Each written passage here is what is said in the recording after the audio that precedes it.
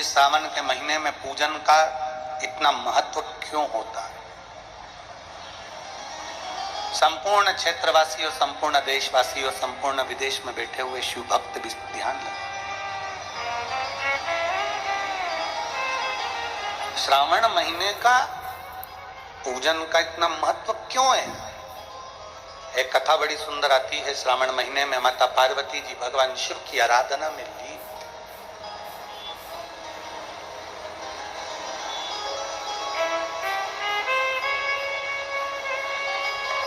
स्वामी की पूजन के लिए पार्वती पूजन की थाली स्वयं लगाती है। और जितनी मेरी जीजियां बैठी हैं और जितने मेरे जीजा बैठे हैं, जितनी माताएं बैठी हैं और जितने मेरे भाई बैठे हैं, आपसे निवेदन है, पशुपति व्रत यदि आप करते हो, सोमवार का, सावन के सोमवार का व्रत यदि आप करते हो, 16 सोमवार यदि आप करते हो, संकट सोमवार यदि आप करते हो,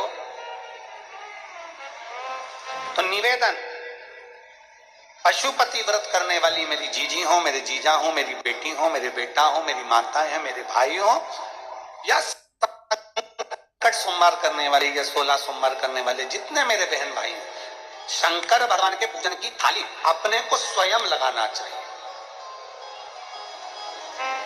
स्वयं। इसका फल कितना है वो शिव पुराण बता रहे। स्वयं लगाइए शिव पुराण की पूजा। हम जब यजमान पूजन करने आते हैं तो हम तो यहाँ कहेंगे यजमान परिवार से, साहू परिवार से, श्री चंद्रकांत जी साहू जी से, भूपेन जी से, चंद्रशेखर जी से, धर्मेंद्र जी से, वीरेंद्र जी से, और उनकी धर्म पत्नी अगर कथा सुन रही हैं तो उनसे भी कहेंगे। यहाँ पूजन की आरती की थाली भी आपको लगाना चाहिए। और पूजन जो हो तो उस समय पर घर की बहुओं को आकर बैठकर ब्राह्मण देवता के साथ में मिलकर पूजन का सामान की थाली आपको तैयार करना चाहिए।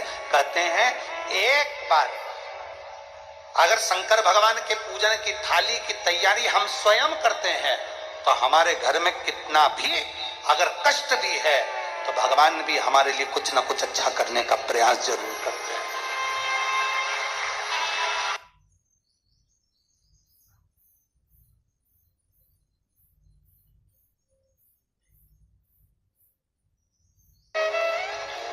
आपको एक बात मालूम है, व्रत करते हो ना तो उस व्रत में गुस्सा कौन दिलाता है?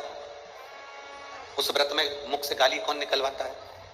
तुम्हारे व्रत को तोड़ने का प्रयास कौन करता है? तुम्हारे व्रत को खंडित करने का प्रयास कौन करता है? जिस देवता का तुम व्रत करते हो वही देवता आपके व्रत को पूरा नहीं होने देता। कारण, अगर व्रत पूरा हो गया तो देवता को प्रकट होना पड़ेगा और प्रकट होकर उसको वर देना पड़ेगा। इसलिए देवता कहते हैं कि इसके व्रत में थोड़ी सी खलबली कर दो, इसके व्रत में थोड़ी सी अर्चन कर दो।